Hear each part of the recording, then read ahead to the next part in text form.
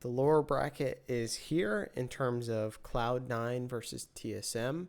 I think we're in for a pretty big banger, and also I think there is a statistic that Cloud9 and TSM have gone to Worlds traditionally, consecutively, whether that be one or the other, for a very long time. And so now we're going to have one of them eliminated in terms of who actually goes towards Worlds. And so I think this is like a really big implication in terms of the organizations themselves. And I think that's going to be kind of a banger in and of itself.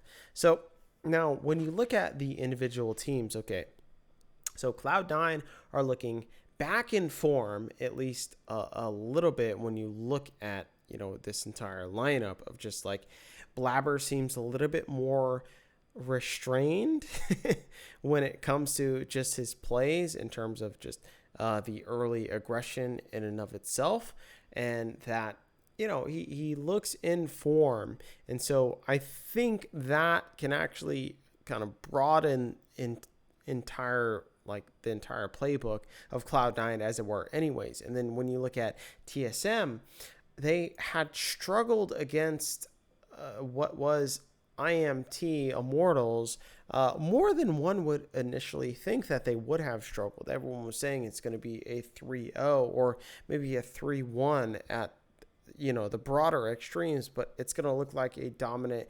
TSM series, in fact, but it wasn't.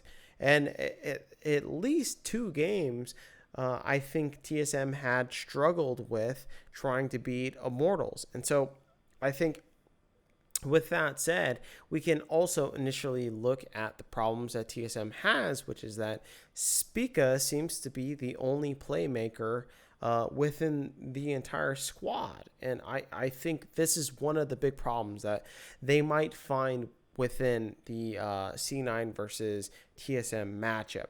So now we're going to look at, from top to bottom of exactly how this is going to play out versus Fudge and Huni. I would actually edge this towards Fudge. I think that Fudge handles his wave management better, and also the fact that he's able to call up his jungler in appropriate times versus I think Huni is more of an old school like blunt force type of player, to where he wants to make things happen at the top side of the map, whether if the wave is in a good state or not. And that might lead to maybe some unexpected plays that go against the modern convention of exactly when you call up your jungler. So that could be a factor in and of itself, but I would still place this entire advantage over into Fudge. And I think largely this depends on the factor of actually Blabber being able to affect the top lane matchup, because as we know, TSM are heavily in favor of putting all their chips into Huni, but Huni is a very aggressive player. So as long as you're able to punish Huni's over aggression, then you should be able to defeat TSM easily, which I think Cloud9 are in a really good position in order to do this, in fact, especially with Fudge's wave management and that he's learned throughout this entire year. So let's go on to jungle, Blabber versus Spica. I think actually Spica is the better jungler, in fact.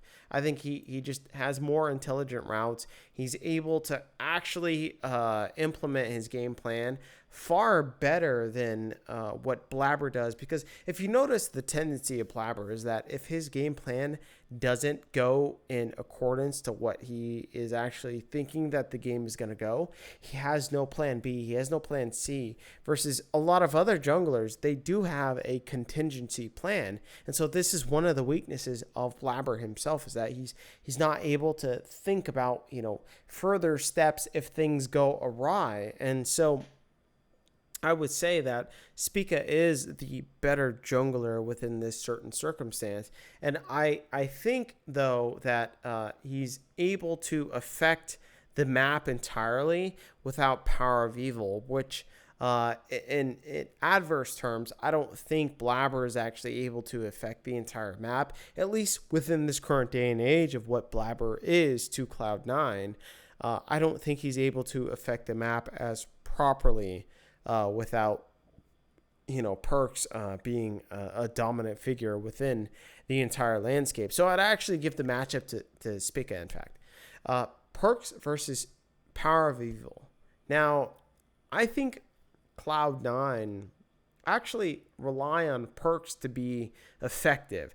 They rely on him in order to transfer leads over into other lanes, or rather to create leads into other lanes and to sack his own lane to build the confidence of maybe his other side laners, right? The top lane or the bot lane. And so I think this is a very big dichotomy or contrast of styles when it comes to these two particular mid laners, because I think PoE, he focuses more upon his actual lane itself, because obviously he plays control mages a lot, which don't have the entire move speed or just an entire skill repertoire in order to transfer leads over into the other lanes. And so this is, I think, the biggest discrepancy upon the map entirely in terms of just the play style of how these particular laners want to play. And I think on top of that, when it comes to the criticism of Power of Evil, when it comes to maybe his champion pool and that he can only play control mages or whatever the fuck, well, that doesn't matter if the entire champion pool is actually control mages. And in fact, you can't ban out Power of Evil due to the actual meta that has been instilled. So really, I actually think that Power of Evil's biggest weakness, which was his champion pool and was his playstyle, is no longer a factor, which is why I would actually put it more maybe towards Power of Evil in terms of this aspect, because if you can't affect his champion pool, then I don't think you can actually affect the entire game plan of TSM, as it were, anyways. But there is also the maybe intangibles that Perks has, and obviously playoff Perks as well too, and that he's looking really fucking good. So I think I would put this at a very even matchup, and I do think that they have different qualities about themselves, and it's rather, if you can draw out those qualities, that's going to be the more superior mid laner. But it's very hard to determine. As a gun to my head, I would actually say that Cloud9 have the more effective mid laner, just because he's willing to transfer his leads across the entire map, versus if TSM gets a lead within the mid lane, then it's not as likely that that's going to transfer over into other areas. But it's very slim margins at that point. I'm just fucking picking hairs at that point. Bot lane, Sven and Vulcan for Cloud9 versus Lost and Sword Art. Now, I think this is the weakest area on the map entirely, and that's probably due to the meta as well too. But as you could see within Lost and Sword Art series against Immortals, you could see that they aren't actually that great of a bot lane, and I think Sven and Vulcan are way above their class when it comes to that. I think this is entirely the weakest point for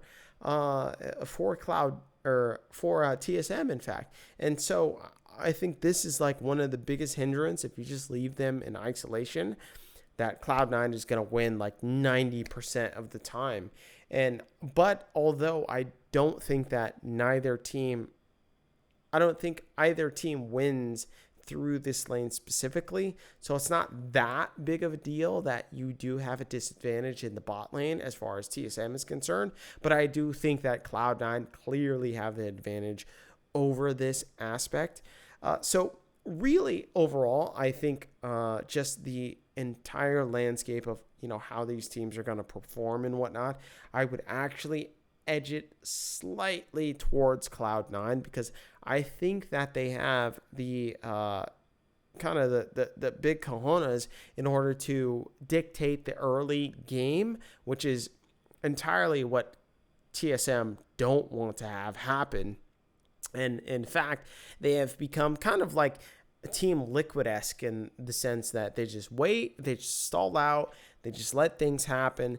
if Spica can have things happen, that's cool, but otherwise, nothing's going to happen. And so they just wait until they can outscale the enemy team, and then they kind of play from there. But like I think Cloud9, that's their particular advantage, is that if they're able to get the early game lead, which I think that's what the meta actually provides in this current sense, especially when you think of, the Rift Herald advantage and whatnot, and how much gold that it can give you in terms of that versus stacking up Drakes. I think this is Cloud9's chance in order to beat TSM, in fact. So I'm actually going to go, I think this is going to be a really close game, but I think it's going to go 3-2 to Cloud9.